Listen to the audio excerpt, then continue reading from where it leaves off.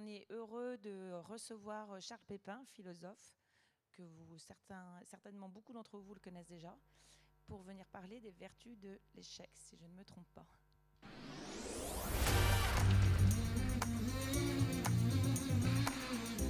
Alors bonjour.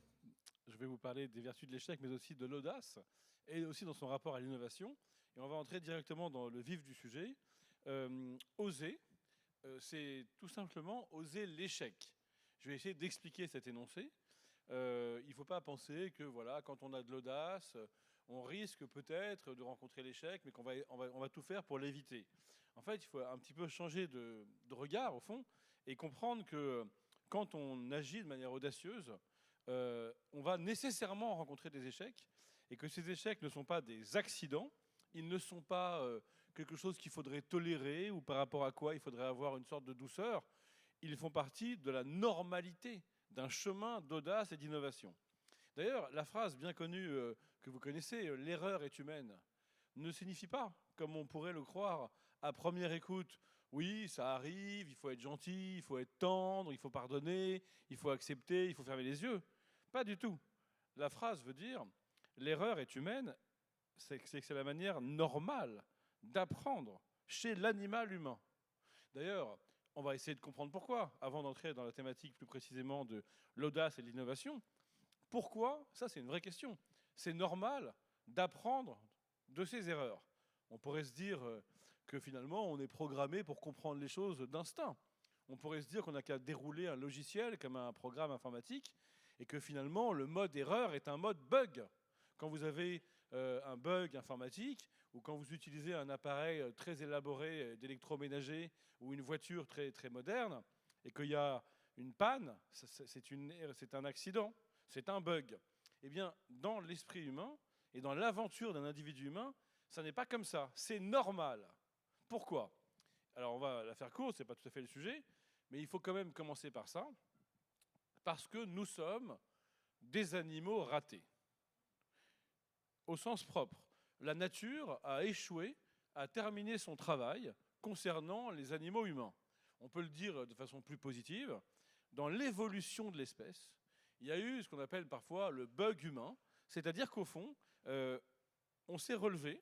Tout ceci a libéré la parole, le larynx, mais ça a aussi précipité la naissance. Et on est donc des très grands prématurés. Ça, c'est démontré scientifiquement. Ça s'appelle la néothénie, la théorie de la prématuration de la naissance. Vous êtes d'ailleurs plus nombreuses ici que plus nombreux. Eh bien, sachez, mesdames, que l'embryon aurait besoin de plutôt 17 à 19 mois pour arriver à terme. Pour que les cellules de l'embryon soient terminées, il faudrait grosso modo le double. Mais comme vous le savez, au bout de 9 mois, eh bien, l'enfant arrive sur Terre, il est complètement pas prêt. Il est un prématuré, un grand prématuré, et il ne peut rien faire tout seul. C'est un incapable. À la différence, par exemple, de beaucoup de mammifères, pas tous, hein, mais de certains, comme le poulain. Bah, si vous avez déjà vu la différence entre un petit poulain et un petit enfant, bah, le petit poulain, lui, c'est un animal réussi. Donc au bout d'une demi-heure, il arrive à trotter, il se déplace, il est fini, quoi. Nous, on est complètement dépendants des autres dans la survie.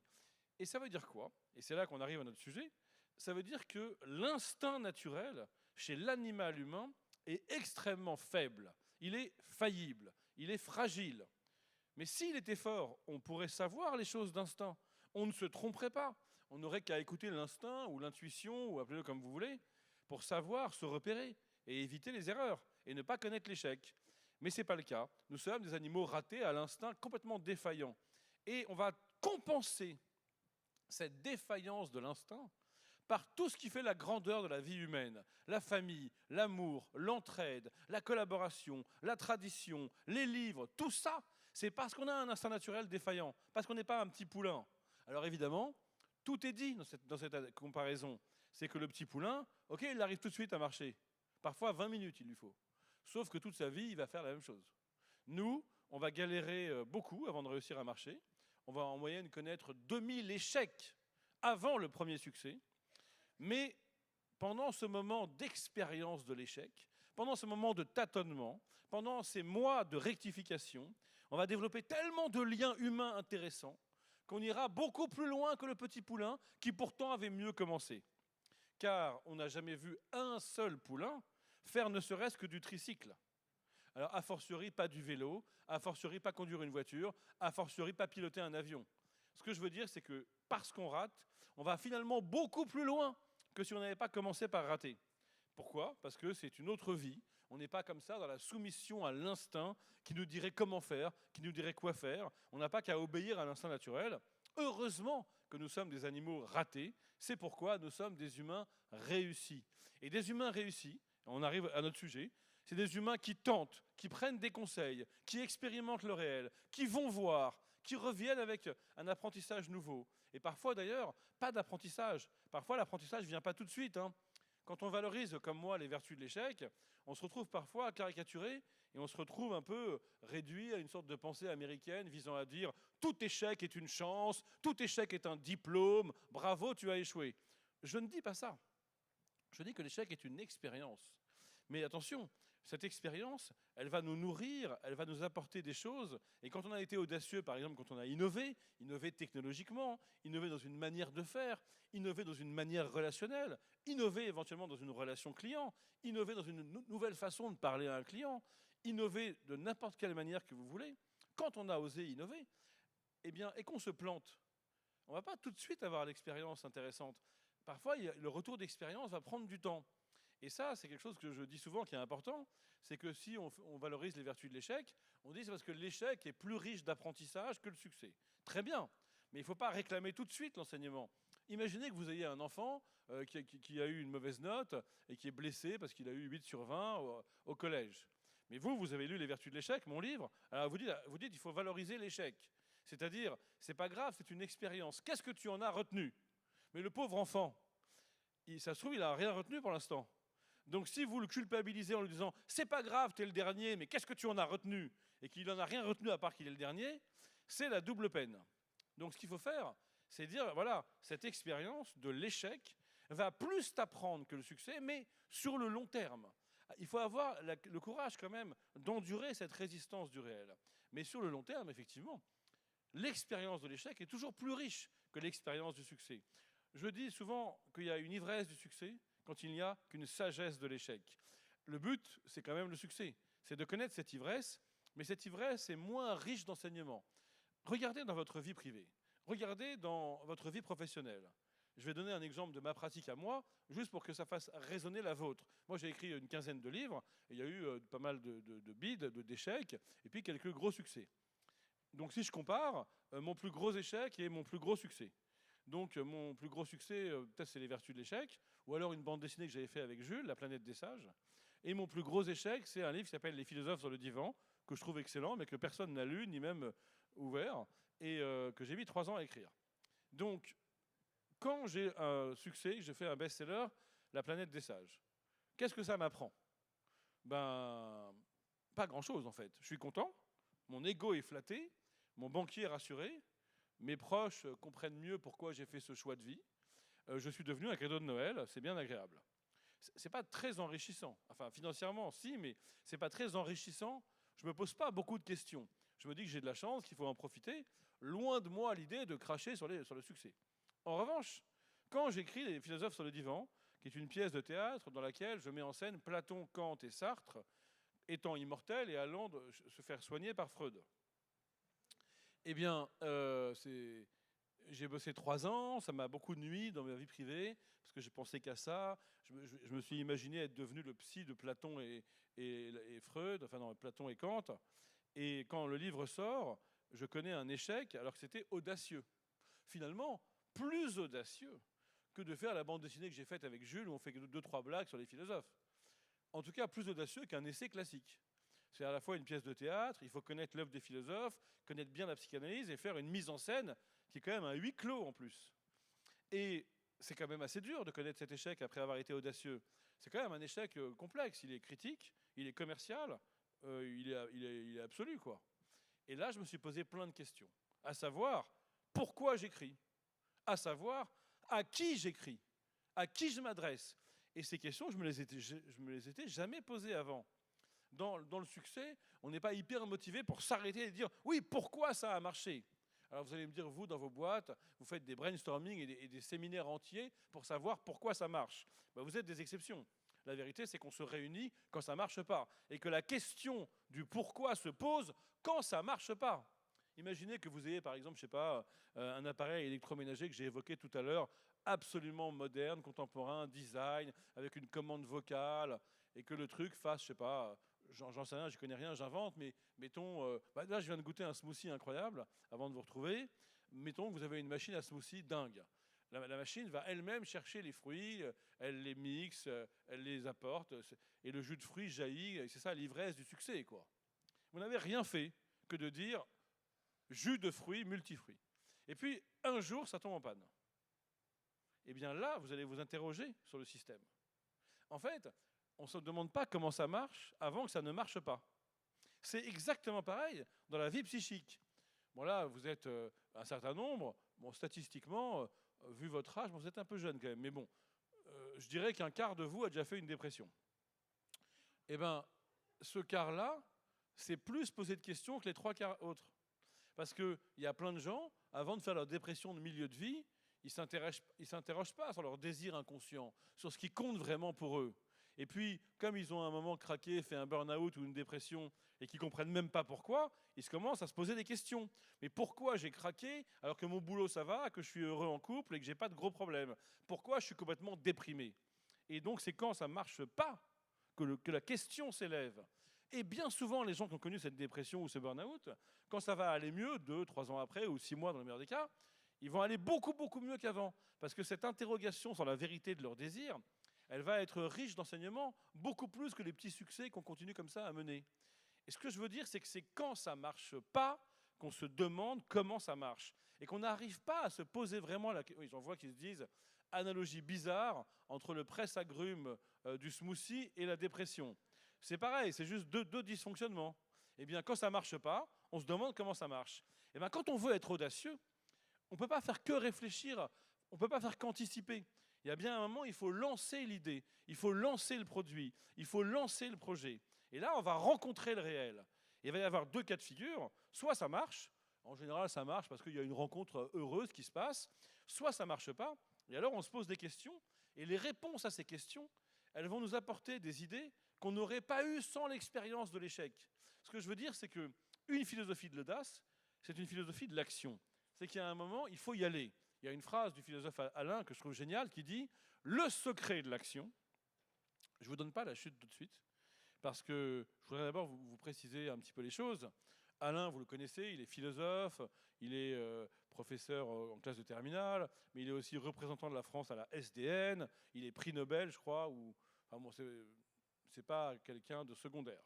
Et il est très penseur. Et il nous dit, le secret de l'action, c'est, et la réponse, dès que je vous l'aurai donnée, elle va résumer la philosophie de l'audace. Mais avant de vous la donner, j'imagine ce que vous imaginez. Le secret de l'action, c'est de se projeter mentalement. Le secret de l'action, c'est de faire des bons tableurs Excel. Le secret de l'action, c'est de prendre des bons conseils, des bons consultants. Le secret de l'action, c'est de se représenter et de savoir ce qu'on vise. Je suis sûr qu'on vous dit, si vous avez des coachs ou des mentors, ou alors si vous suivez des formations en psychologie positive, on vous dit, oui, si tu ne sais pas où tu vas, comment veux-tu y aller? Si tu n'as pas une intention claire, comment veux-tu y aller? Si tu n'es pas focus sur l'objectif, comment veux-tu l'atteindre? N'importe quoi. L'histoire de l'innovation, c'est pas ça. L'histoire de la science, c'est pas ça. L'histoire de l'art, c'est pas ça. C'est que des gens qui ont trouvé autre chose que ce qu'ils cherchaient, parce qu'ils y sont allés avant d'être complètement prêts, et que le retour du réel est tellement plus intéressant que ce que je conceptualise avant de me lancer. Philosophie de l'action toujours. Alors évidemment, vous vous dites, il n'a pas dit la fin de la phrase. Le secret de l'action, c'est de s'y mettre. Pas mal, non? Je répète, le secret de l'action, c'est de s'y mettre. Ça veut dire que oui, il faut réfléchir avant, faire un business plan, prendre des conseils, évidemment.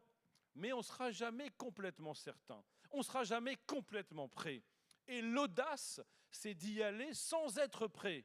Je n'ai pas dit en faisant n'importe quoi. Je n'ai pas dit en n'ayant pas réfléchi. Je n'ai pas dit en n'ayant pas anticipé. Je dis en revanche que l'audace, c'est de comprendre que la réflexion ne sera jamais suffisante, que la préparation ne sera jamais accomplie jusqu'au bout, Pourquoi?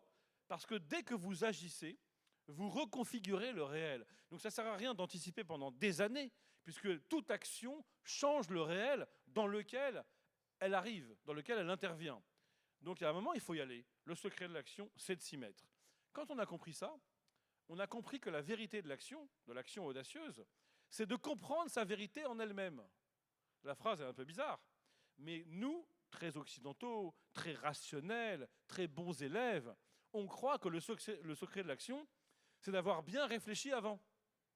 Et d'ailleurs, on vous a peut-être dit que vous étiez ado, tourne 7 fois ta langue dans ta bouche avant de parler. Du genre, arrête de dire n'importe quoi et de prendre des positions alors que tu n'as pas bien réfléchi. C'est la même erreur. Grave erreur. On sait aujourd'hui, du point de vue neuronal, les neurosciences nous ont montré que parler et penser, ça se fait en même temps. Que l'aire du langage dans le cerveau, c'est la même que l'aire de la pensée. Donc il n'y a pas d'un côté une pensée, et puis après, quand j'ai bien réfléchi, je parle. C'est ce que je suis en train de faire là. C'est en parlant que je réfléchis. Je ne sais pas ce que je vais dire. C'est en parlant que j'y arrive. Alors attention, j'ai écrit un livre sur le sujet, j'ai déjà des idées.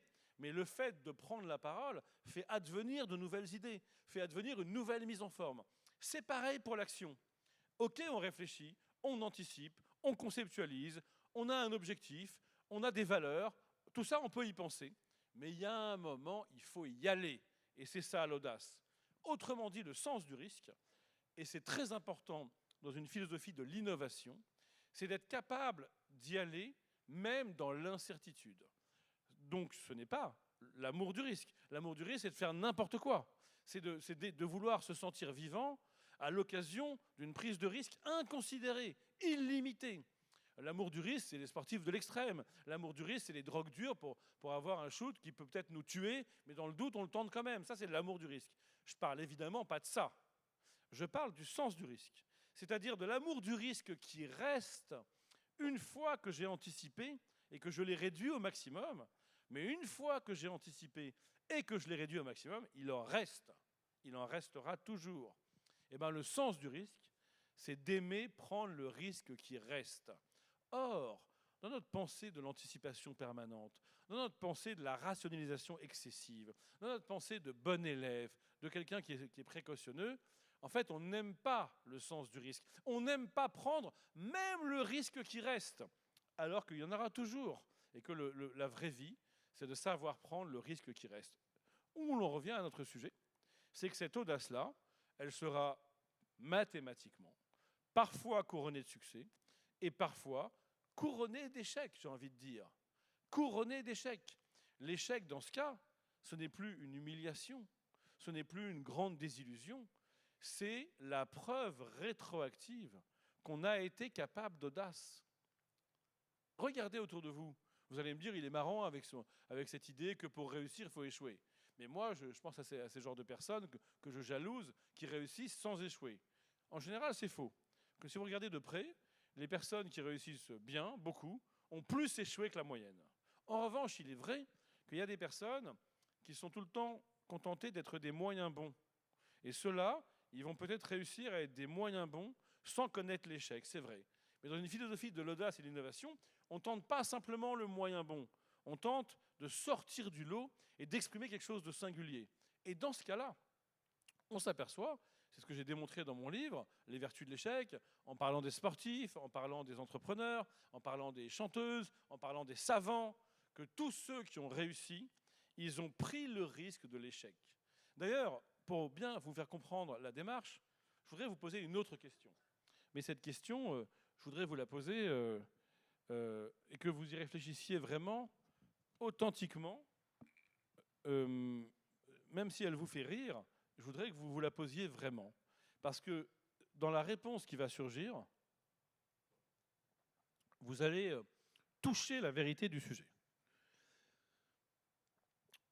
Si vous n'avez que 2 options, laquelle préférez-vous entre réussir comme tout le monde ou rater de façon originale?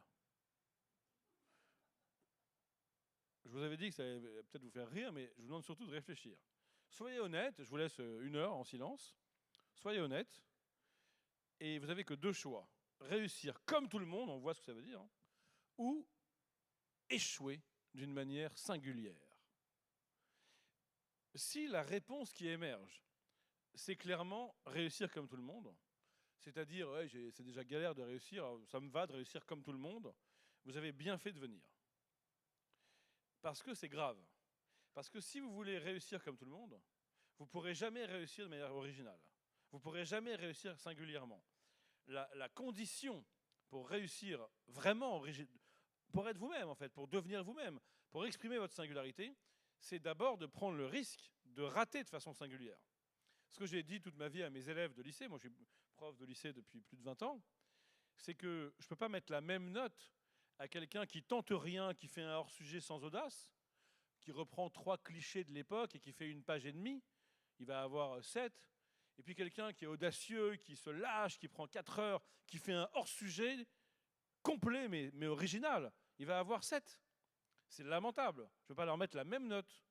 Donc je me suis mis à dire, moi, je mets 12 au hors-sujet talentueux et 7 au sujet bien traité conformiste.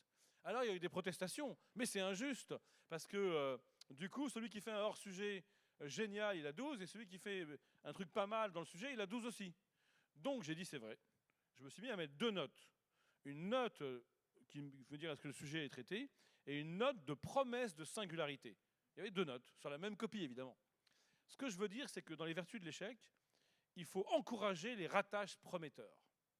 Mais il ne faut pas encourager tous les ratages. Il y a des ratages qui sont nuls. Quand on tente rien, eh bien on peut rater, et ce n'est pas intéressant. C'est notre sujet. Dans une logique d'innovation, parfois on tente rien, on n'ose pas innover, et on se prend la double peine. On n'a pas réussi, et on n'a pas réussi à oser.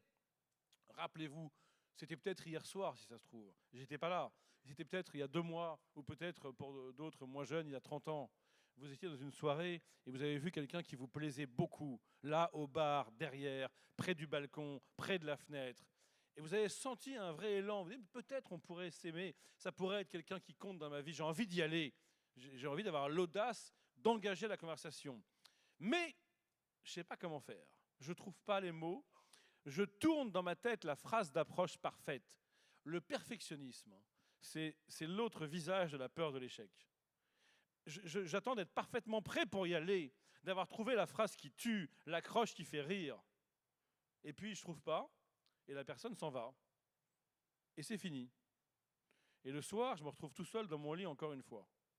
Et là, je me dis, mais dites-moi si je me trompe, j'aurais tellement aimé le tenter et me prendre un gros râteau, car je me sentirais maintenant plus vivant, alors que là, sans audace, l'échec fait plus mal. L'échec avec audace fait mal, mais c'est une douleur intéressante. J'ai échoué à te rencontrer, mais j'ai réussi à oser, c'est-à-dire qu'un jour je réussirai. Mais si j'ai le double échec, j'ai échoué à innover, échoué à être audacieux, et en plus échoué à avoir du résultat, j'ai juste plus rien. C'est la double peine. Comme mes élèves de lycée, obsédés par Sciences Po, parce que leurs parents sont obsédés par Sciences Po, alors ils passent le concours mais sans rien tenter, et ils le ratent, et ils ont la double peine. Ils ont un échec social et un échec de l'audace. Tandis que ceux qui sont hyper motivés et qui mettent à fond leur effort dedans et qui le ratent, c'est violent, mais c'est nourrissant et c'est intéressant. Bref, l'échec avec audace est beaucoup plus facile à vivre que l'échec sans audace. Ça, c'est déjà une raison de plus pour tenter cette vie audacieuse. Enfin, bien sûr, dans une logique d'innovation, on peut s'inspirer de ce que nous dit le progrès scientifique. Le progrès scientifique, il y a un livre dessus de Gaston Bachelard, un philosophe et épistémologue français, qui nous raconte dans son livre La formation de l'esprit scientifique que dès que les savants ont découvert une vérité, c'était grâce à la rectification d'une erreur initiale. Écoutez bien la thèse. Ce n'est pas moi qui le dis, c'est vraiment un des plus grands épistémologues français, enfin de tous les temps d'ailleurs. Il dit voilà, la vérité n'est jamais qu'une erreur rectifiée. Alors là, on parle de progrès scientifique. Je crois que c'est pareil dans l'innovation technologique. Le progrès, la vérité, ne sont jamais que des erreurs rectifiées. Alors c'est bizarre. On pourrait se dire, ok, je comprends que dans certains cas, les savants commencent par se tromper, puis rectifient le tir, puis établissent la vérité. Mais on pourrait imaginer que dans d'autres cas, ils trouvent la vérité tout de suite. Eh bien, ce que montre Gaston Bachelard sur toute l'histoire de la science, c'est que ça n'arrive jamais de trouver la vérité tout de suite. Jamais. C'est dingue. À la limite, c'est étonnant qu'ils aient parfois pas un coup de bol. Pourquoi? Rappelez-vous le début de ma conférence. Parce qu'on est des animaux ratés, l'instinct naturel est défaillant. Pitié, ne faites pas confiance à votre intuition. Il n'y a aucune chance qu'elle marche. Ah oui, ça vous déçoit. Oui, on m'a dit que j'étais un né intuitif, on m'a dit que j'avais l'intuition féminine. C'est n'importe quoi, ça n'existe pas. En fait, notre intuition, elle est très faible. Il y a un seul cas, disent les théoriciens de l'intuition, dans lequel on peut l'écouter quand même, c'est dans le champ de son extrême compétence. On a peut-être un champ d'extrême compétence. Dans ce champ-là, c'est vrai, il y a un phénomène d'accumulation d'expérience qui fait qu'on peut un peu s'écouter, écouter son intuition, arrêter donc de réfléchir trop laborieusement, et là, ça peut marcher. Mais à part ce cas-là, n'écoutez jamais votre intuition. Si ce n'est pas un sujet où vous ne connaissez rien, n'écoutez pas votre intuition. Essayez d'y aller doucement, en tâtonnant. Et donc, Gaston Bachelard prend plein d'exemples géniaux qui sont comme des innovations dans l'histoire de la science. Comment les hommes ont compris ce que c'était qu'une éponge? Eh bien, ils ont déconstruit un préjugé initial infondé. Par exemple, ils pensaient que l'éponge, elle a une action qui est d'éponger l'eau qui est autour. On pense qu'une éponge éponge. Pas du tout. C'est complètement faux. L'éponge, elle ne fait rien. Elle a juste des trous, et c'est l'eau qui se filtre dedans. Donc en fait, il faut déconstruire une idée fausse pour arriver à la vérité. Et il y a 1000 exemples comme ça géniaux, dans l'histoire de la science. Il y a aussi l'exemple de la découverte de la poussée d'Archimède. Tous les hommes y croyaient, les premiers humains, comme les savants d'il y a longtemps, comme vos enfants dans le bain, que si le canard jaune il flotte, comme le bout de bois flotte, c'est parce que le canard il a envie de flotter, parce qu'il a choisi de flotter, parce qu'il a décidé de flotter. Et d'ailleurs, quand on dit le bout de bois flotte, en grammaire, le bout de bois est le sujet du verbe flotter. Donc c'est bien lui qui flotte. Tout ça, c'est faux. Il faut déconstruire tout ça. Il ne flotte pas du tout parce qu'il a envie de flotter, ni parce qu'il a l'intention de flotter, ni parce qu'il est le sujet de sa flottaison. Il flotte parce qu'il y a une loi, c'est la loi d'Archimède, c'est un rapport entre le volume d'eau déplacé et la masse de l'objet. Et en fonction de ce rapport, ça flotte ou pas. Et bien vous voyez, ce que nous montre la science, c'est ce que nous montrent aussi la plupart des entrepreneurs, entrepreneuses. Tous les gens qui ont osé nous montrent la même chose. C'est qu'il faut rectifier les premières erreurs pour arriver à la vérité. Mais pour rectifier les premières erreurs, il faut tenter un truc. On arrive au sujet que je devais traiter. C'est que quand on tente un truc, on va rencontrer l'échec. Il ne faut pas mal le prendre. Il faut simplement se dire que ces échecs, parfois, vont nous dire quelque chose qu'on va pouvoir interpréter tout de suite pour aller assez vite dans la même direction et trouver la vérité. Et dans d'autres fois, ce sera plus complexe. L'échec nous dira de tenter autrement. Ce que je veux dire, c'est qu'il y a deux grandes vertus de l'échec. Une vertu de persévérance, une vertu d'approfondissement, c'est la même. Et l'autre, c'est une vertu de bifurcation. Vous voyez, pour schématiser, soit vous avez quelqu'un qui va insister dans la même voie, qui va prendre des enseignements, des apprentissages, du ratage, et finalement, il va réussir de cette voie-là. Et puis, vous avez des gens qui vont changer de voie grâce à l'échec, comme Gainsbourg, après avoir échoué comme peintre, il change de voie et il réussit comme chanteur. Ou comme Charles Darwin, après avoir échoué comme, à la fac de théologie et à la fac de médecine, il s'embarque sur un bateau et il devient un pionnier de la science. Dans ce cas-là, c'est des vertus de bifurcation. Donc il y a deux grandes vertus de l'échec différentes, mais toutes les deux sont conditionnées par l'audace. Il y a une vertu de persévérance. Je vais continuer en étant nourri de l'apprentissage qu'a produit le ratage. Et il y a une vertu de bifurcation, c'est que j'ai rien appris, mais je vais faire autrement. Je vais aller voir ailleurs. Soichiro Honda, par exemple, qui a fondé la marque Honda, eh ben, il voulait être cadre chez Toyota. Il ne voulait pas être entrepreneur. Et à force de se planter en recrutement chez Toyota, eh ben, il a été au chômage, il a été en fin de droit. C'est pas agréable. Hein. Et à un moment, il s'est dit, bon, je vais tenter autre chose. Et il a monté sa boîte et c'est devenu Honda. Vertu de bifurcation. Là, ce qu'il avait appris en se faisant jeter en entretien chez Toyota ne lui a rien appris qu'il a fait fructifier en montant Honda. C'est juste une autre type de vertu de l'échec, vertu de bifurcation. Du coup, en conclusion, je vous dirais que la vraie question, c'est pas... On a compris qu'il faut oser, on a compris qu'il faut réfléchir et puis y aller sans être parfaitement prêt. On a compris que l'innovation, c'est une logique d'action. Évidemment, je commence par réfléchir, mais à un moment, je tente, je lance, je m'engage. Maintenant, ce qui est compliqué, c'est quand je vais connaître l'échec, c'est de me dire, mais là, je suis dans quel cas? Est-ce que je suis dans le cas de la vertu de persévérance où il faut que je continue dans la même voie, riche de l'enseignement, parce que je vais finir par réussir? Ou alors, est-ce que je suis dans le cas de la vertu de bifurcation, où en fait, c'est pas fait pour moi? Si je me plante, c'est parce que c'est pas fait pour moi. Si l'innovation marche pas, c'est parce qu'on n'est pas du tout dans la bonne direction. Et dans ce cas-là, on va viser une vertu de bifurcation et non pas une vertu de persévérance. Et bien, cette question, elle est extrêmement complexe et je ne répondrai pas à cette question. Merci beaucoup.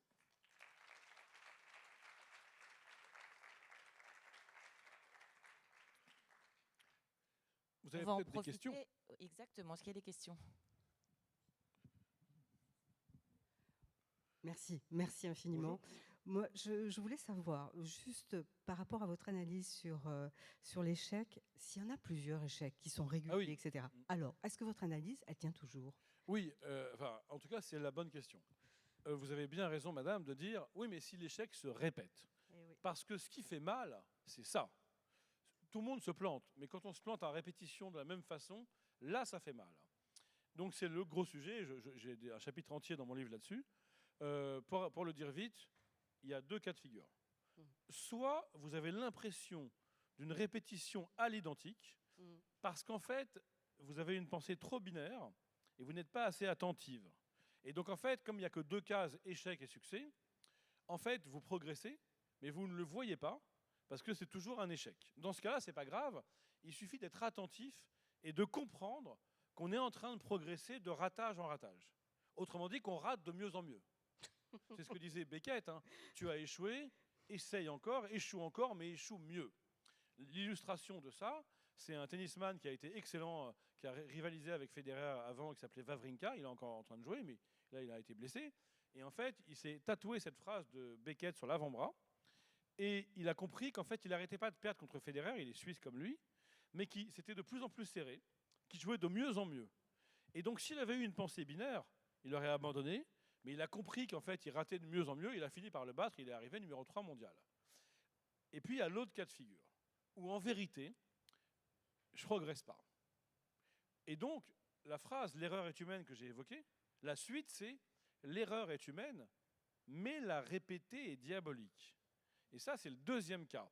Si je répète à l'identique, je suis en enfer. Ça veut dire que comme l'humanité, c'est de se développer par ses erreurs, si je n'apprends pas de mes erreurs, c'est vraiment que ça ne va pas. On va prendre deux exemples pour que chacun s'y retrouve. Dans le couple, à chaque fois, je vais vers, mettons, un pervers narcissique, manipulateur, égoïste, autocentré. Je crois que je suis vacciné, j'ai réussi à m'en défaire, et je vais vers un autre pareil. Et ça fait 5 fois. Ou alors, dans le boulot, pareil, je vais vers un N+1 tyrannique, je mets 4 ans à m'en sortir, et puis après, je cherche encore ça, et je revis la même chose à l'identique. Dans ce cas-là, c'est l'objet de la psychanalyse.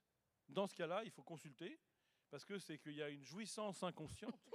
Non, mais c'est vrai, au sens propre. C'est que je suis très malade, et en fait, la souffrance consciente que je ressens en allant tout le temps vers un N+1 odieux, ou tout le temps vers un homme ou une femme perverse, elle est là, mais il y a aussi une jouissance inconsciente. Je retrouve quelque chose de mon insupportable destin, sûrement lié aux générations d'avant ou à la petite enfance. Et dans ce cas, on ne s'en défera pas tout de suite, et c'est surtout pas une conférence ou un philosophe qui suffira. Il faut vraiment une thérapie, quoi. Ok, merci. Donc en fait, deux cas de figure. Soit on n'est pas attentif au fait qu'on progresse dans l'échec. Dans ce cas-là, c'est pas grave, ouvrons les yeux, ça va aller. Soit c'est une répétition à l'identique, et dans ce cas-là, c'est l'objet de la psychothérapie et de la psychanalyse, en fait. Ok, merci beaucoup. Et juste une petite nuance, quand vous parlez de persévérance, on est loin de l'entêtement, on est d'accord? Oui, on est bien d'accord. L'entêtement, c'est quand je ne veux pas voir ce que le réel me dit. La persévérance, c'est quand, riche de ce que la résistance du réel m'apprend, je suis joyeux dans l'insistance. D'ailleurs, on pourrait dire que l'entêtement, il est mortifère. La persévérance, elle est joyeuse, au fond. Quand on est écrivain, on connaît cette persévérance joyeuse. Pour nous, c'est normal, hein. Enfin, moi, j'ai toujours rêvé d'avoir un succès très jeune, je ne suis jamais arrivé. Mais on est très nombreux dans ce cas. C'est un métier où, en fait, ça fait partie du jeu, quoi. De galérer des années, d'avoir très peu de lecteurs. Et il y a quelque chose de joyeux dans le fait de se dire j'ai encore envie, je continue, et puis de prendre les petits succès et de les fêter. Et puis un jour, ça change. Mais ce n'est pas de l'entêtement, vous voyez. Et d'ailleurs, sur cette distinction géniale, madame, j'ai envie de vous dire, c'est le corps qui parle. Les symptômes. Quand on est dans l'entêtement, à un moment, on va mal. On ne dort plus, on est agressif, on a des douleurs articulaires, on a des gastro tout le temps, on est enrhumé plus que de raison. Et si on est dans la persévérance que c'est dur, mais qu'on a la pêche, qu'on se sent bien, qu'on a une bonne énergie, qu'on dort bien, qu'on a de l'appétit, c'est que très probablement, ce n'est pas de l'entêtement. Voilà, une petite boussole, quand même, le corps est une boussole. Bonjour. Une question Bonjour. sur la visibilité de l'échec, où on est beaucoup à travailler dans le digital. Avant, on pouvait essayer des choses et se dire, bon, bah, au pire, personne ne verra que ça ne marche pas, en fait. Ouais. Alors qu'aujourd'hui, on se dit, bah, au pire, si ça ne marche pas, ou je sais pas, je lance mon podcast et puis la qualité du son, elle n'est pas bonne, ou je sais pas, bah, finalement, là, c'est visible de beaucoup de monde. Oui, alors je ne suis pas sûr que parce que c'est dans le monde du digital, ce soit nécessairement plus visible, parce que au fond, si ça ne marche pas, il n'y a pas beaucoup de monde qui va le voir non plus. Vous voyez ce que je veux dire? Donc, de toute façon, il faut changer de regard sur l'échec d'un point de vue de civilisation. Donc l'idée, c'est pas que les gens ne le voient pas, c'est que le regard soit davantage bienveillant. Maintenant, je suis d'accord avec vous, il va y avoir quelque chose de dur dans le fait de devoir endurer le regard des autres. Et c'est vrai que c'est le principal problème. C'est-à-dire, bien souvent, quand on pose les différentes conditions aux vertus de l'échec, il y en a une, c'est que je sache l'accepter, ne pas être dans le déni. Ben, on peut y arriver. Mais si les autres nous réduisent, notre qualité personnelle va être cassée par le regard des autres. De même, une autre condition des vertus de l'échec, c'est que je sache m'arrêter, ne pas être trop pressé, pour analyser cet échec et savoir s'il faut que j'insiste ou que je bifurque. Et bien là aussi, ça va nous gêner. Si le regard des autres nous met dans la case du raté, ça va nous empêcher voilà. Donc ce que je veux dire, c'est que c'est ça le principal problème. C'est le rapport au regard de l'autre. Et le drame, et je l'ai vu souvent en tant que prof, mais même pas qu'en tant que prof, dans mes interventions en entreprise, le drame, c'est qu'il y a plein de gens, ils sont irréprochables dans le rapport à l'échec. Ils ne sont pas dans le déni, ils sont dans l'analyse, ils prennent le temps, ils sont conseillés, ils ont l'humilité nécessaire, ils ont les ressources de rebond, mais ils sont cassés par le regard des autres. Et c'est pour ça que moi, je milite à mon échelle avec ce livre, mais que tout le monde doit le faire. Vous, dans vos boîtes, vous, quand vous parlez à des clients, quand vous parlez à des enfants, les profs, les hommes politiques. D'ailleurs, Emmanuel Macron, il est plutôt bon là-dessus. Sa première prise de position comme candidat à la présidence de la République, la première fois, était sur le droit à l'erreur. Parce que lui, on le présente toujours comme quelqu'un qui a tout réussi, c'est totalement faux. D'ailleurs, c'est un bon exemple du malaise français. On présente tout le temps les gens par leur succès. Donc c'est sûr que Macron, il est arrivé président de la République très jeune, il a fait une carrière politique dingue. Mais avant, il s'est beaucoup planté. Il a raté le concours normal 2 ou 3 fois, il a eu d'autres échecs avant, il a eu des expériences assez blessantes visiblement avec les filles et enfants. En fait, il a connu plein d'échecs. Mais on ne le présente pas comme ça. Si c'était aux États-Unis, on ferait comme Michael Jordan, il dit voilà, j'ai raté 400 fois, j'ai eu le panier de la victoire, je l'ai raté, vous vous rendez compte, et je suis encore là. Donc en fait, il faut faire entre les deux. Il ne faut pas présenter les gens par un storytelling de leur succès, ni non plus à l'américaine uniquement par leurs échecs. Il faut juste savoir qu'une vie est une succession d'échecs et de succès, et d'ailleurs pour tout le monde. Et les psys le montrent avec des frises chronologiques. C'est un boulot assez marrant. On vous donne une sorte de grande frise chronologique et on vous dit voilà, on commence à 15 ans là. Avant, je vous dirais c'est trop compliqué, mais on commence à l'adolescence. Là, vous avez 40 ans et vous allez mettre sur la frise chronologique tous les succès objectifs et tous les échecs objectifs. Et bien, grosso modo, statistiquement, d'abord, ça s'alterne assez régulièrement, mais surtout, il apparaît clairement sur cette frise chronologique ce que chaque succès doit aux échecs d'avant. En général, il y a une relation assez directe. On apprend de l'échec, en fait. On apprend à réussir dans l'échec. Beaucoup plus d'ailleurs que dans le succès. Et parfois, on va se planter parce qu'on veut répéter une recette qui marche. D'ailleurs, petit conseil pour vous dans vos métiers du digital ou de la relation client, qui va vous surprendre. Je crois qu'une erreur principale, c'est de répéter une recette qui marche. C'est de se dire ça a marché, alors je fais pareil. En fait, le monde évolue tellement vite que ça ne se passe pas comme ça. D'ailleurs, un exemple, si vous n'êtes pas convaincu dans votre métier, pensez à l'éducation des enfants.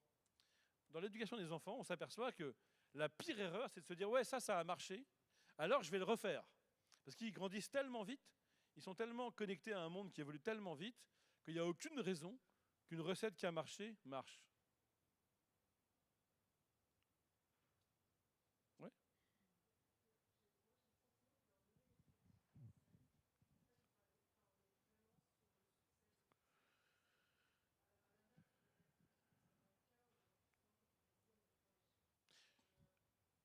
Ouais.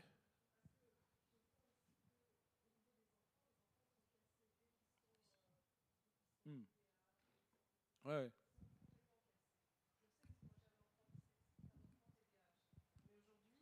Ils ont été très cassés par le système éducatif, mais ils en sont ressortis très grandis, puisque aujourd'hui ils sont entrepreneurs, Ouais. ils réussissent très bien. Bah malheureusement, heureusement pour eux, c'est malheureusement pas le cas de tous ceux que l'école a cassés.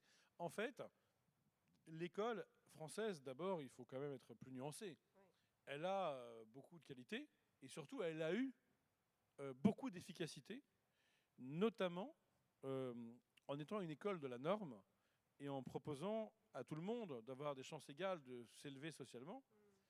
Le problème, il est double avec cet ascenseur social, c'est que, un, il est en panne, et deux, il a induit le problème que vous dites, c'est qu'à force de proposer de l'égalité, on s'est mis à valoriser le respect des consignes et pas la singularité. Et donc, ce n'est pas tant une école du succès que de la soumission à la consigne. Et donc, un exemple concret pour que tout le monde comprenne, c'est le prof de maths qui donne une méthode de résolution de problème et qui va pas mettre une très bonne note à un élève qui résout le problème un peu intuitivement et qui n'a pas respecté les étapes. C'est-à-dire que c'est plutôt une école qui donne des consignes et va évaluer les enfants, les ados, en fonction de la qualité de la soumission ou du respect, on va dire, des consignes. Et donc le vrai problème, c'est qu'on ne met pas l'accent sur la singularité, à la différence de d'autres modèles, notamment anglo-saxons, où vous allez avoir des écoles anglaises où on dit, voilà, toi cette semaine, tu as été le meilleur en maths, mais toi, tu as été le meilleur en blague, vous êtes le couple le plus mignon, toi, tu es le meilleur en sport, et on va chercher toujours à valoriser la singularité là où elle est. Donc vos enfants, l'un qui a un TDAH, comme vous dites, et l'autre dyslexique, si on avait été dans cette école-là, on aurait encouragé des talents singuliers à partir de ce genre de différence. Bon, dans leur cas, ils s'en sont bien sortis, et c'est vrai que parfois les blessures permettent de se saisir de sa différence et de réussir avec sa différence. Le problème étant ceux qui n'ont pas cette chance ou pas cette force et qui ont été assez broyés en fait par ce système, je dirais moins qui cherchent le succès que qui cherchent la norme en fait. Oui. Voilà. C'est la nuance de la norme. Ouais, vous tout avez à fait. raison.